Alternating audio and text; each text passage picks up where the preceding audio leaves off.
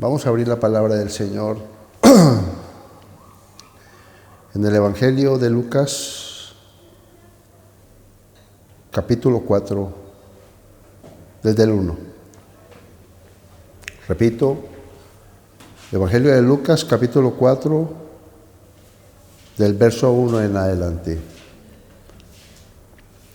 Es importante poner mucha atención a este mensaje porque profundiza en cosas que ya conocemos. Repito, profundiza en cosas que ya conocemos. Y la profundidad tiene que ver con nuestro ser interior. Que no sea algo que conocemos, sino que algo que tiene que estar sembrado, arraigado en nosotros, precisamente para que cuando nosotros oremos, no sea nosotros, sino esa palabra que está plantada en nuestro ser interior. Nosotros no podemos hacer nada, absolutamente nada, con palabras de humana sabiduría. Hay poder cuando la palabra está dentro de nuestro ser interior. Por eso necesitamos, como cantábamos hoy, que necesitamos que el Espíritu de Dios llene todo nuestro ser. Todo nuestro ser, cuerpo, alma y espíritu. Amén. Para que ya no viva yo, sino que Cristo viva en mí y en ti. Amén. Porque hay poder en la palabra de Dios cuando la palabra de Dios es espíritu. Cuando corren ríos a través de nosotros que saltan para vida eterna. Entonces es muy importante poner mucha atención a este mensaje. Por eso el título de este mensaje se llama Arrebatado por fuerza. Arrebatado por fuerza. Y van a entender al transcurrir este mensaje por qué le he colocado ese título. Lucas capítulo 4, verso 1 dice lo siguiente: Jesús, lleno del Espíritu Santo, volvió del Jordán y fue llevado por el Espíritu al desierto por 40 días y era tentado por el diablo. Y no comió nada en aquellos días, pasados los cuales tuvo hambre. Entonces el diablo le dijo: si eres el Hijo de Dios, di a esta piedra que se convierta en pan. Jesús respondiendo le dijo: escrito está, no solo de pan vivirá el hombre, sino de toda palabra de Dios. Y le llevó el diablo a un alto monte y le mostró en un momento todos los reinos de la tierra. Y él le dijo el diablo: a ti te daré toda esta potestad y la gloria de ellos, porque a mí ha sido entregada y a quien quiero la doy. Atención que este versículo es muy importante. Si tú postrado me adorares, todos serán tuyos. Respondiendo Jesús le dijo: vete de mí, Satanás, porque escrito está, al Señor tu Dios adorarás y a Él solo servirás. Y le llevó a Jerusalén y le puso sobre el pináculo del templo y le dijo: si eres el Hijo de Dios, échate de aquí abajo, porque escrito está, a sus ángeles mandará cerca de ti que te guarden, y en las manos te sostendrán para que no tropieces con tu pie en piedra. Respondiendo Jesús le dijo: dicho está, no tentarás al Señor tu Dios. Y cuando el diablo hubo acabado toda tentación, se apartó de él por un tiempo. Quiero resaltar el versículo donde vemos cómo el diablo dice que él tiene poder en este mundo, porque ese poder me ha sido entregado a mí. Y quisiera resaltar esa parte. La palabra de Dios nos está hablando claramente que el príncipe de este mundo es Satanás. Y que a él se le dio esa autoridad y ese dominio. Pero precisamente ¿por qué? Porque ya muchos lo conocemos. Porque la desobediencia del hombre empezando por el primer Adán. Esa desobediencia hizo que perdiera todo ese señorío que tenía sobre la tierra. Porque Dios le había dado todo al hombre para que señoreara sobre toda la tierra. Pero por la desobediencia de ese hombre, la tierra fue maldita. Y esto tiene un mensaje muy profundo porque muchas personas se preguntan, ¿a dónde está Dios? ¿Por qué pasa lo que está pasando en el mundo? Y le echan la culpa a Dios porque no conocen las Escrituras. Este pasaje es muy importante porque nos está diciendo, y a esas personas que no conocen por qué está pasando lo que está pasando en el mundo, es por la desobediencia del hombre. Porque el hombre se apartó de las cosas de Dios y por consiguiente anda en maldición. Jesús vino a hacer lo que se puso de acuerdo con el Padre. Él no se enfrentó al diablo con fuerza. Él solamente citó las Escrituras y él se iba a seguir a un plan divino. Y ese plan era morir para coger y perdonarnos los pecados y reconciliarnos con el Padre. Porque al haber una reconciliación con el Padre, hay una protección y hay una bendición del Padre. Porque el que se acerca a Él y el que es hijo de Dios está bajo una cobertura de poder espiritual de salvación y de vida eterna. Tenemos que tener muy claro eso. Por eso este mensaje contesta a todas esas preguntas de personas que dicen, ¿a dónde está Dios? Dios sí está. Sino que necesitamos acercarnos a Él, creer en la obra redentora de Jesucristo nuestro Señor, para ser partícipes, óyeme bien, de esa liberación, de esa esclavitud, para verdaderamente ser libres de esa potestad que se le dio al diablo por la desobediencia del hombre. Sigue diciendo la Escritura lo siguiente. Tenemos que entender que es un malvado gobernante. Tenemos que conocer eso. Porque la misma Escritura nos está hablando precisamente que es un malvado gobernante, que tiene al mundo en esclavitud, en enfermedad, en agobios, precisamente porque la misión de Satanás es destruir. Él vino a matar, robar y destruir. Pero hasta ahí voy a hablar de ese malvado gobernante y vamos a hablar de esto que es muy importante.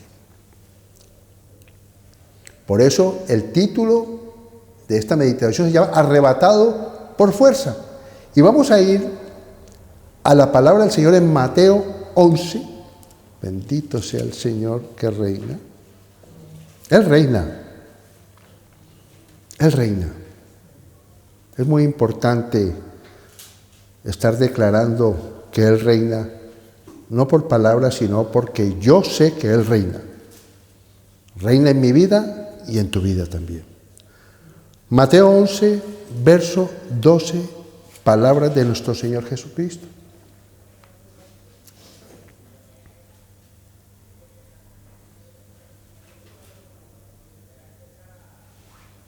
Repito, Mateo 11, verso 12, pero leámoslo desde el 11.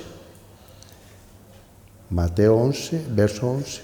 De cierto os digo, entre los que nacen de mujer, no se ha levantado otro mayor que Juan el Bautista. Pero el más pequeño en el reino de los cielos, mayor es que él. Esto es maravilloso. Y el 12, que es la parte central de esta predicación. Desde los días de Juan el Bautista hasta ahora, el reino de los cielos sufre violencia y los violentos lo arrebatan. Me llama la atención precisamente lo que Jesús nuestro Señor está diciendo. Y me van a entender por qué.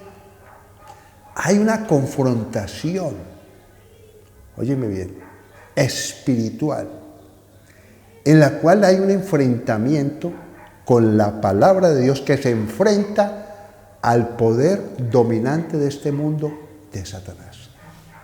Es una guerra espiritual que se va a ganar por la fe y la confianza que Jesucristo nuestro Señor, a través de su sacrificio, su sangre derramada, nos reconcilió con el Padre y nos liberó de toda acusación que hace este gobernante malvado.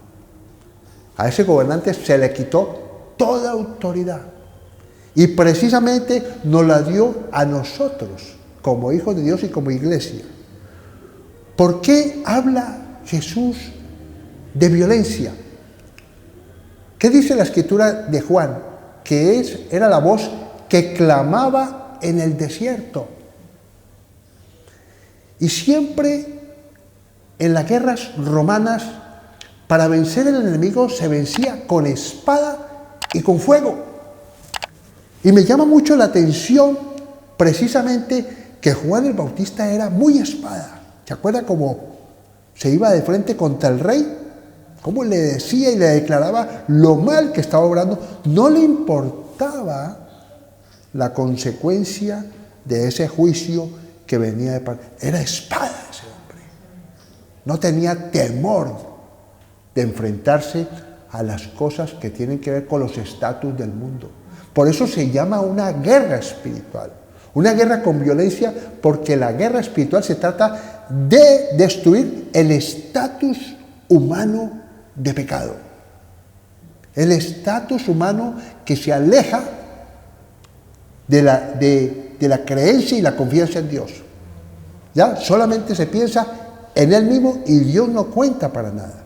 Por eso es una violencia, es una guerra que se enfrenta la iglesia, los hijos de Dios, a romper esa incredulidad para que crean en Jesucristo. Violencia. Pero fuego, ¿por qué?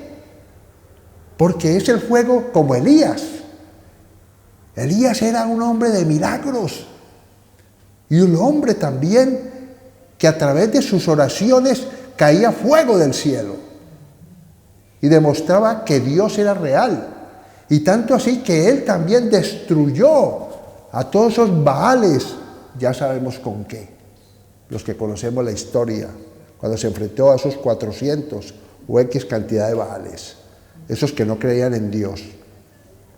Por eso, cuando habla de que sufre violencia, es una confrontación. Me podéis decir, yo creo que es un pensamiento suyo, mi hermano. ¿De dónde sacó esa idea que esa confrontación de espada y fuego es lo que quiere decir? Otros dicen que no, pero aquí no se trata de ponernos a discutir, sino a ver qué dijo Jesús, porque Jesús es la palabra. Vamos a ir ahí atrásito. Jesús dijo lo siguiente en Mateo 11:34, antes de que hablara de Juan el Bautista, ahí mismo. 11, capítulo 10, estamos en el 11, vamos al capítulo 10, verso 34. Mira lo que dijo Jesús. No penséis que he venido para traer paz a la tierra. No he venido para traer paz, sino espada. ¿Ah? ¿De qué espada estaba hablando Jesús? La palabra de Dios, el Espíritu Santo, la palabra de Dios es una espada. Que nosotros vencemos esos poderes que se mueven en este mundo, que se mueven en los gobernantes, en las personas, lo vamos a vencer con la palabra porque tenemos asegurada la victoria. Pero es una lucha, una confrontación. Y muchos cristianos lo único que han hecho es levantar un escudo, pero no usan la espada de la palabra. ¿Estamos conectados con lo que quiere decir la palabra? Necesitamos la espada y necesitamos el fuego. Esa es la confrontación fuerte de violencia que ocurre en el campo espiritual, en la guerra espiritual. Pero tenemos que entender lo que dice Colosenses capítulo 2, verso 13.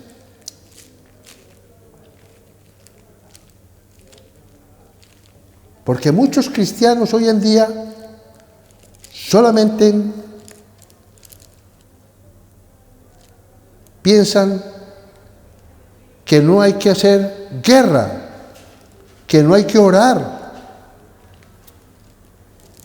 para detener el avance de ese reino de tinieblas que tiene engañado al mundo, porque dice que el diablo tiene entenebrecida la mente de las personas.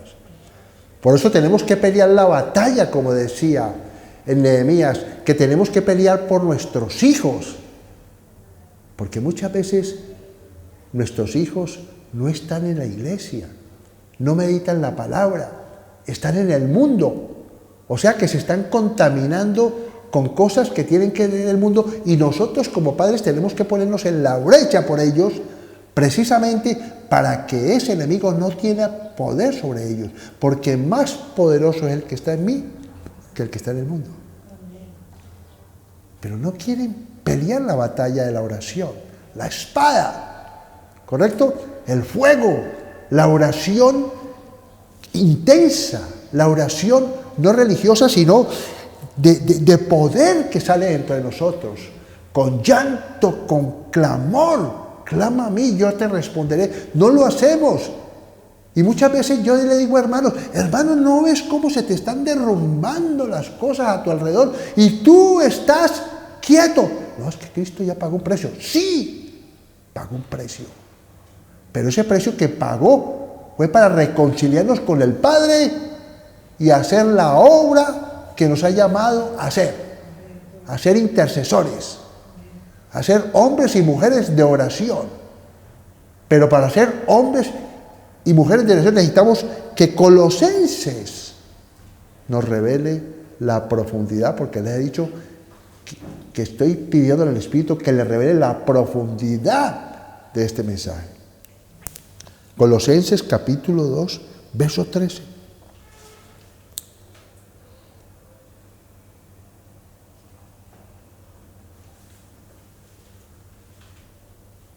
Y a vosotros, estando muertos en pecados, tremendo eso, ¿no?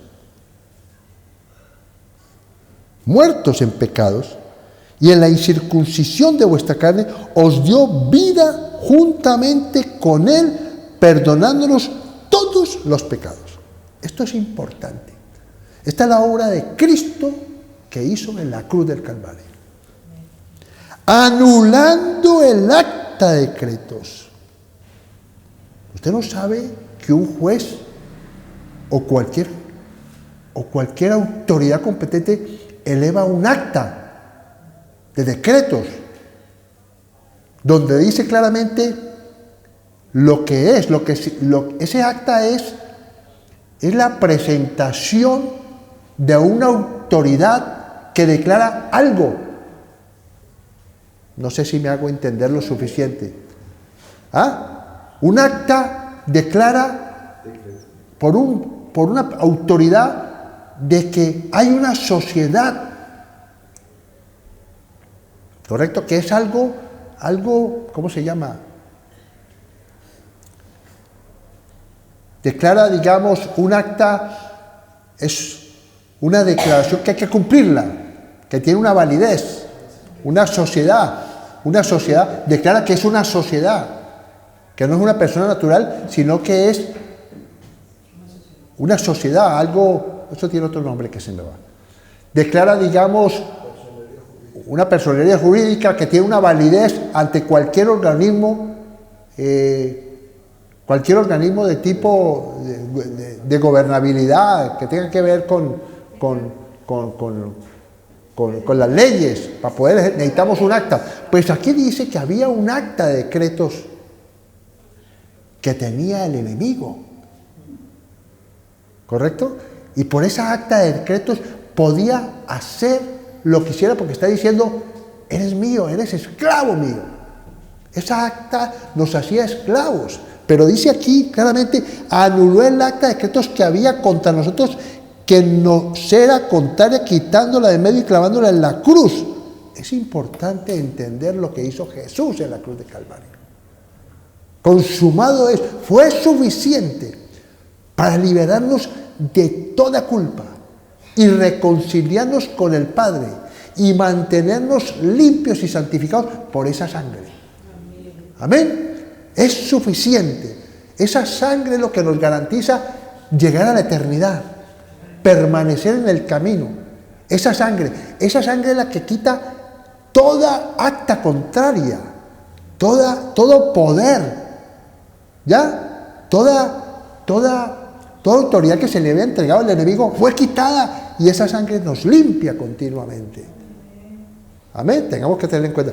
Pero, como estamos hablando, porque hay gente que dice que es suficiente, pero quiero añadir algo. Porque la meditación, ¿cómo se llama? Arrebatado por fuerza. Pero dice algo en el versículo siguiente. Y despojando a los principados y a las potestades, los exhibió públicamente. O sea, los despojó de la autoridad. Pero eso no los destruyó. Están ahí. ¿Entendéis a dónde quiero llegaros? Están ahí, se les quitó toda autoridad contra nosotros que creemos en Jesucristo. Pero están haciendo su obra. Sigue siendo el príncipe de este mundo. ¿Amén? Y tiene dominio sobre aquellos que no creen en lo que estamos hablando del sacrificio de Jesucristo en la cruz del Calvario y su sangre derramada en esa cruz. Entonces, por eso nos lleva a una confrontación.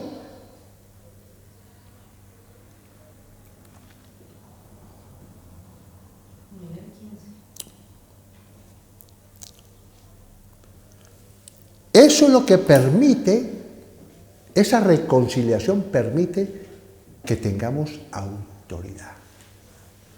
¿Pero quiénes tienen autoridad? Los que creemos en la obra de la cruz, en lo que hizo Jesús, que resucitó y se sentó a la diestra de Dios Padre. Entonces nosotros tenemos que saber que tenemos una protección, porque ya el enemigo no tiene autoridad sobre nosotros, no tiene dominio sobre nosotros. Amén. Hubo una reconciliación y esa sangre nos dio autoridad, porque el enemigo así nos acuse de día y de noche, no tiene poder. Tú eres el que no tiene que darle poder, creyendo en sus amenazas. Atención, que esto es muy importante. Por eso he querido traer una parte en la palabra del Señor que está en Jeremías,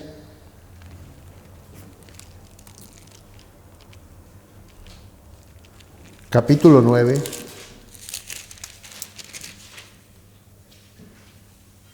verso 23.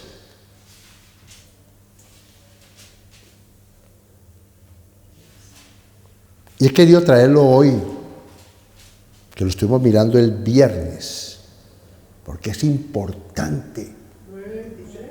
Sí, Jeremías capítulo 9, verso 23. Porque dice algo muy importante. Y lo comenté en el viernes en el culto de oración, que sé que todos los que estamos reunidos el viernes en el culto de oración son personas, hermanos, que meditan la palabra de día y de noche, que tienen ese tiempo de entrar en ese lugar secreto y meditar la palabra del Señor y orar al Señor. Y que seguramente meditan la palabra no solamente en ese tiempo, sino que continuamente andan en una comunión con las cosas de Dios. Porque tenemos que estar en comunión continuamente, porque hay una gran contaminación a nuestro alrededor el día a día. Por eso dice la palabra que cada día tiene su propio mal. Tenemos que sentarnos en el día a día, porque cada día tenemos que ser más que victoriosos en Cristo Jesús. No pensar en el mañana, sino en el ahora, en el momento. en la necesidad de ese día. No solo de pan vivirá el hombre, sino de toda palabra que sale de la boca de Dios. Amén. Y necesitamos estar centrados en el día a día, no en el mañana, porque el mañana es incierto. Hoy tengo que meditar la palabra, hoy tengo que entender, en esta reunión hoy, tengo que entender algo importante, lo que dice la palabra del Señor. Así dice el Señor, verso 23. No se alabe el sabio en su sabiduría, ni en su valentía se alabe el valiente, ni el rico se alabe en sus riquezas. Esto es muy importante. Una persona que se alaba en su sabiduría, una persona que se alaba en sus riquezas, una persona que se alaba por su capacidad, pienso yo, de que posiblemente no reconozca que el Señor es el Señor de su vida. ¿Estamos conectados con lo que estoy hablando? Sí. Seguramente está creyendo en su sabiduría, en su valentía y en su riqueza. Porque esa es la seguridad de esa persona. Por eso se alaba. Yo he construido esto. Seguramente no da gloria a Dios. Entonces tenemos que tener mucho cuidado en todas las áreas de nuestra vida, cuando nos va bien en la vida, de no gloriarlos, ¿sí o no? O cuando estamos muy seguros, no gloriarlos, sino que saber que nuestra seguridad depende de Dios.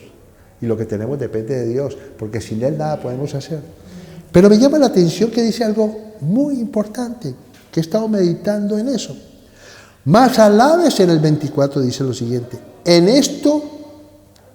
mas alábese en esto el que se hubiere de alabar, en entenderme y conocerme. Esto es muy importante, porque muchas veces entendemos la palabra, pero muchas veces no conocemos lo que está pasando en nuestra vida. A veces hay una falta de conocimiento profundo de quién es Dios. Los que hemos leído la Biblia muchas veces nos hemos dado cuenta que Dios ha hecho cosas sobrenaturales en todo ese tiempo, de caminos no pensados, donde había debilidad, Dios se manifestó con poder, que Dios hizo sacar agua en un desierto. Dios es un Dios sobrenatural. Por eso dice que sus caminos son más altos que nuestros caminos y sus pensamientos más altos. No podemos con esta inteligencia humana que es limitada creer en lo que yo creo, sino yo creo en lo que es capaz Dios. Y muchas veces no entendemos que si pasamos por circunstancias difíciles es porque hay un propósito. Eso se llama entender. Entender es saber, ¿por qué me está pasando esto? ¿Será que yo estoy haciendo mal las cosas? ¿No estoy haciendo las cosas a la manera de Dios? Y puede ser. ¿Será que yo estoy pasando esta circunstancia que no me gusta porque tengo que pasar por ella? Porque Dios quiere formar mi carácter.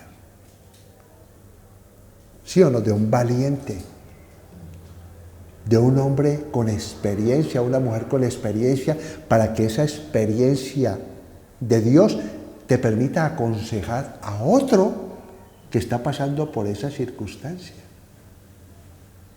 ¿Me hago entender? Necesitamos conocer a Dios y entenderlo. Amén. De acuerdo a la palabra. Y confiar en la palabra. Porque si no confías en las palabras de Dios, tienes un gran problema. ¿Estamos de acuerdo? Mi confianza absoluta es lo que dice el Señor. Por eso dice, ya no vivo yo, ya no vive lo que yo creo, mi pensamiento, sino que Cristo, la palabra, vive en mí. Eso es maravilloso. Y mira lo que dice aquí. Que yo soy el Señor que hago misericordia. Esto Esto es muy importante. Tuvo misericordia Dios con nosotros al morir Jesucristo y esa sangre mantenernos limpios de todo pecado. ¿Misericordia? Que fallamos y el Señor tiene misericordia porque ese sacrificio fue suficiente. Eso se llama misericordia. El hombre natural no tiene misericordia. El que me hace me la paga. ¿O no es así? Mira lo que dice aquí. Juicio y justicia en la tierra. La palabra de Dios me está hablando de conocer a Dios y comprenderlo y entenderlo. Que el juicio de los hijos de Dios está en las manos del Señor. ¿Quién es el que me juzga? Él es el que me juzga. Amén. ¿Y qué dice aquí también? Y justicia en la tierra. O sea que ya no vivimos bajo una justicia y un estatus de este mundo, sino que ya nosotros recibimos la justicia de Dios por su misericordia y por su juicio. Amén. Que nos declara santos. Esto es maravilloso. Porque estas cosas quiero, dice el Señor. Jeremías capítulo 1,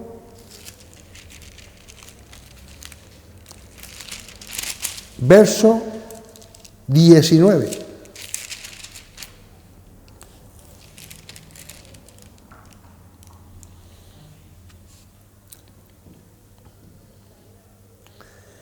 Esto es muy importante, porque hay personas que no entienden y se van, que es importante irse al contexto, que es la palabra de Dios. Nosotros no podemos ni añadir, ni quitar, ni traer una revelación diferente a lo que las Santas Escrituras nos están reflejando. Pero el Espíritu nos tiene que revelar que en todo este tiempo de esta meditación, Dios nos ha hablado precisamente de que despojó de toda autoridad al enemigo, al príncipe de este mundo. Amén. Y que se le ha dado a la iglesia, al cuerpo de Cristo, porque la iglesia es el cuerpo de Cristo. Por eso dice la Escritura que las puertas del Hades no prevalecerán contra la iglesia. Amén. Es la máxima autoridad que Dios ha puesto. Amén. Está el cuidado de Él porque Él es la cabeza, es su cuerpo. Y dice la Escritura que cuando Él venga, vendrá por su iglesia. Entonces tenemos que entender que hay una autoridad que se ha dado. ¿Correcto? Y he querido traer este pasaje porque en ese tiempo Dios se manifestaba a ciertos hombres. Esos hombres eran los salvadores, eran como un Cristo, que traían salvación. Los jueces traían salvación. No estoy comparando que sea la obra de Cristo, de la cruz del Calvario, pero que traían salvación al pueblo. Entonces Dios los investía de poder, los investía de poder, derramaba sobre ellos el espíritu de poder. El Espíritu Santo, el Espíritu de Dios estaba sobre ellos. Y a través de esa unción que tenían esos hombres hacían maravillas. ¿Estamos de acuerdo? Y traía salvación a muchos. Por eso siempre decimos que esta congregación, que es pequeña, que somos pocos, bendecimos a muchos. Y bendecimos a muchos no por nosotros, sino que nosotros sabemos en quién hemos creído, conocemos a Dios y entendemos a Dios y sabemos que hay poder en el nombre de Cristo Jesús. Amén. Y que más poderoso es el que está en nosotros que el que está en el mundo. O sea que hay poder en el nombre de Cristo Jesús. Pues así como Dios dijo estas palabras sobre este profeta, ¿no dice en la Escritura que somos reyes y sacerdotes? Dice lo siguiente, capítulo 1, verso 19. Pero no. Del verso 17. El Señor te dice, oye hermano, porque muchas veces estamos por ahí como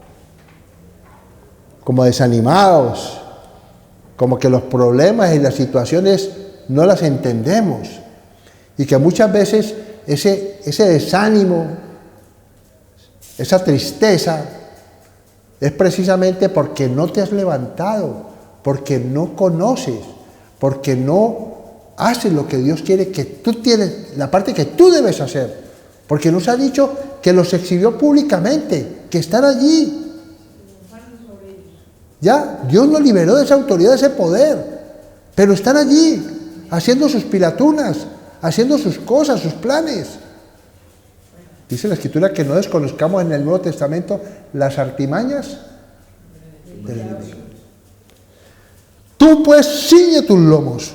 Mira lo que le dice al profeta. Levántate. A un hombre de Dios, hermano. ¿Ah? Que le había dicho, te da autoridad para derribar, para destruir, para arrancar. Pero también te da autoridad para plantar, para edificar, para hacer cosas buenas. Destruir las obras del mal y plantar las cosas de Dios en tu casa, en tu familia, en tu vida. No te quedes como ese hermano que pasaba esto y le decía, ojo, levántate hermano, intercede, ora, medita la palabra, haz tu obra, todo cuanto te mande. ¿A quién? Al campo espiritual. Aquí está ciñéndose de unos enemigos que tenían físicos, pero tenemos que entender y comprender las Escrituras que la lucha antes era contra cuerpos, eran físicos. Amén. Ahora, ¿son contra cuerpo? ¿Contra personas? No. No es contra tu hijo, es contra ese pensamiento que este mundo le ha metido a tu hijo. Y tú tienes que ir en contra de ese pensamiento. Amén. Porque Dios te ha dado autoridad sobre ese hijo, sobre esa familia. Cree en el Señor Jesucristo y serás salvo tú y todas las cosas. Por una persona. Tú y toda tu cosa. Por uno solo que cree, ha permitido que todos se salven. ¿Hay poder en el nombre de Cristo Jesús? Amén. Mira lo que dice aquí. No temas delante de ellos, para que no te haga yo quebrantar delante de ellos. ¿Qué está diciendo la Escritura? Que no debemos temer. Que muchas veces le estaba diciendo, por ejemplo, no te calles. Porque si no, ese enemigo te va a quebrantar. Eso es lo que está diciendo. ¿Sí o no? Te va a dominar. Eso es lo que está diciendo. Vuelvo y lo repito. No temas delante de ellos, para que no te haga yo quebrantar delante de ellos. Mira lo que dice aquí. Porque aquí yo te he puesto en este día como ciudad fortificada, como columna de hierro, qué palabra, y como muro de bronce contra toda esta tierra, contra los reyes de Judá, sus príncipes, sus sacerdotes y el pueblo de la tierra, de los enemigos que se habían levantado. Amén. Y pelearán contra ti, pero no te vencerán. No temas, no te dé miedo. A veces te hacen una herida, pero esa herida no es de muerte. El guerrero espiritual a veces tiene cicatrices y tiene que enfrentar situaciones. Amén. Pero está asegurada la victoria.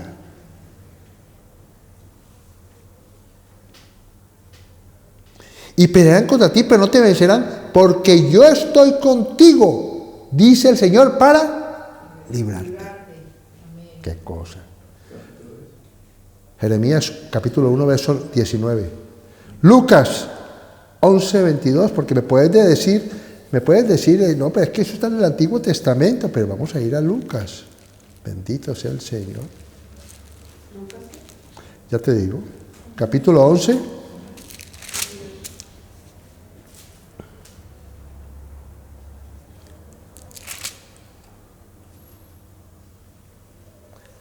Palabras de nuestro Señor Jesucristo.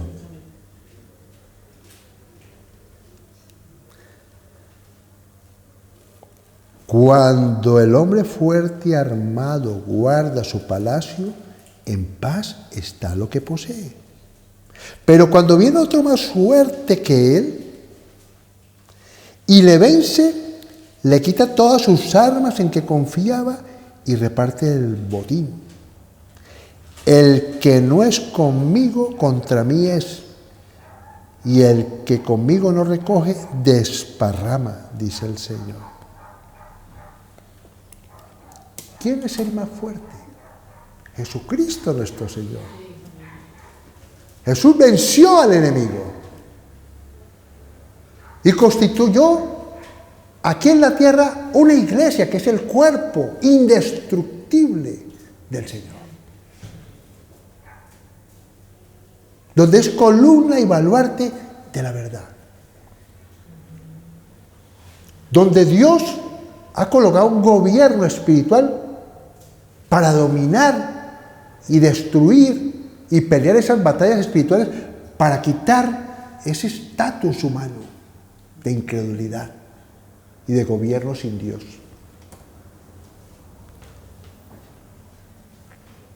Mira lo que dice en Romanos 12, 21.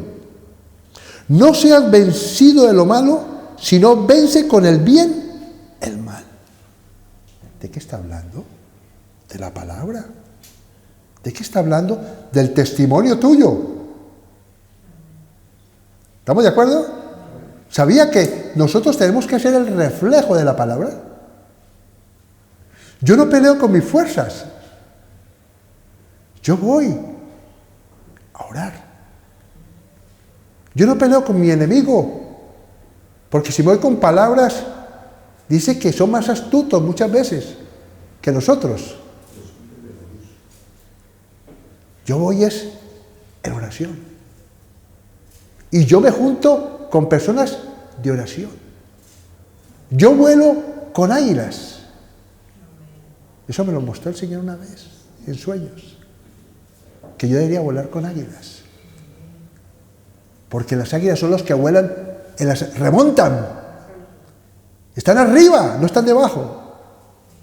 Yo no quiero ser una gallina que no vuelo. Yo quiero ser un águila, que tengo ojos de águila y miro el enemigo que está por ahí, ese zorro. Y caigo como en esas garras.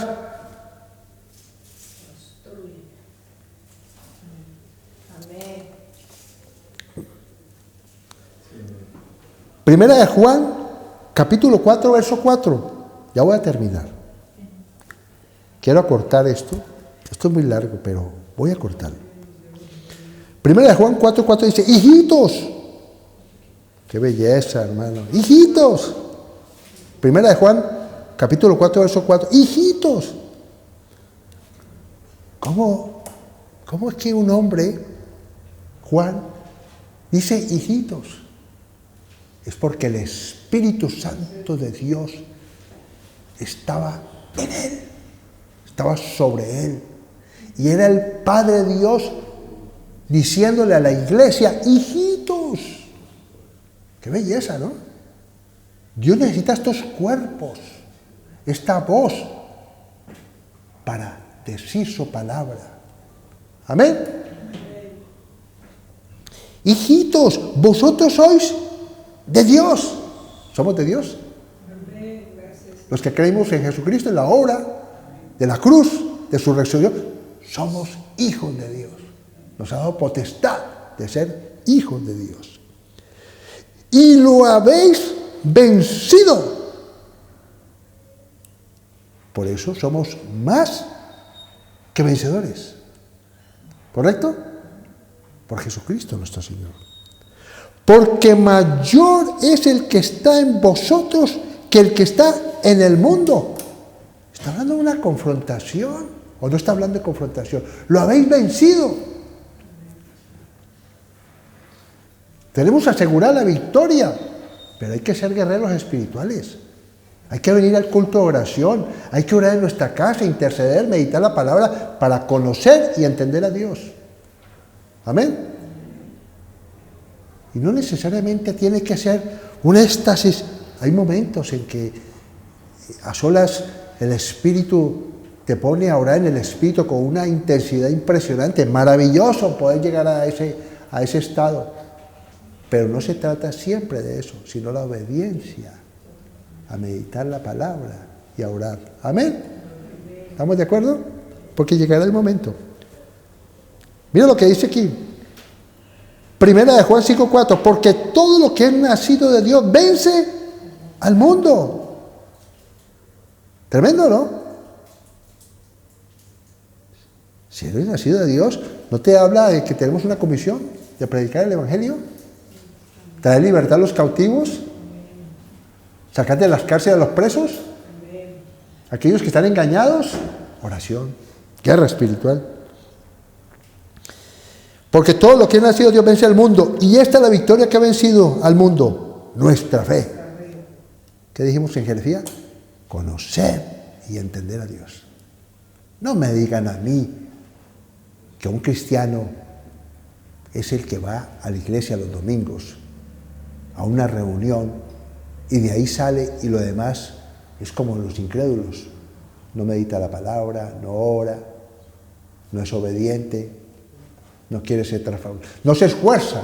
Dice Jesús que muchos se esfuerzan en entrar. Tenemos que esforzarnos, ¿o no? Apocalipsis capítulo 12, verso 11. Termino con esto.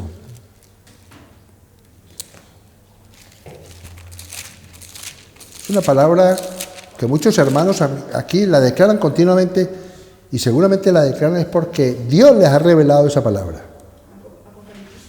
Capítulo 12, verso 11.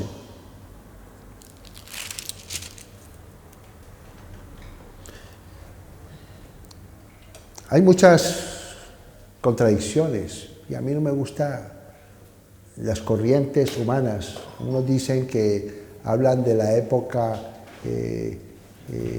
según después de la venida de Cristo. Bueno, hay unos... Bueno, esa parte no conozco de eso y no soy experto en eso porque no profundizo en eso. Yo solamente profundizo en el contexto de la palabra cuando Juan revela desde el momento que Jesucristo, nuestro Señor, iba a nacer, porque habla que la serpiente ya quería destruirlo, habla de la Virgen y la serpiente. Yo voy más para la corriente de la palabra de Dios en cuanto a que quiere decir de la obra de Cristo en la cruz del Calvario, de todo ese sufrimiento y de toda esa situación que está declarando en Apocalipsis de hombres de Dios que han sufrido y que muchos han perdido la vida. Pero mira lo que dice aquí en esta parte. Y ellos le han vencido por medio de la sangre del Cordero y de la palabra del testimonio de ellos, y no menospreciaron sus vidas hasta la muerte. Y menospreciaron, dice, y menospreciaron sus vidas. Eso es maravilloso. Confiar en esa sangre. Confiar en esa sangre que nos santifica. Que esa sangre es la que nos permite que el enemigo, toda acusación, toda maldición, no tenga poder. Tenemos que estar anclados. Esa ancla tiene que estar en el lugar santísimo.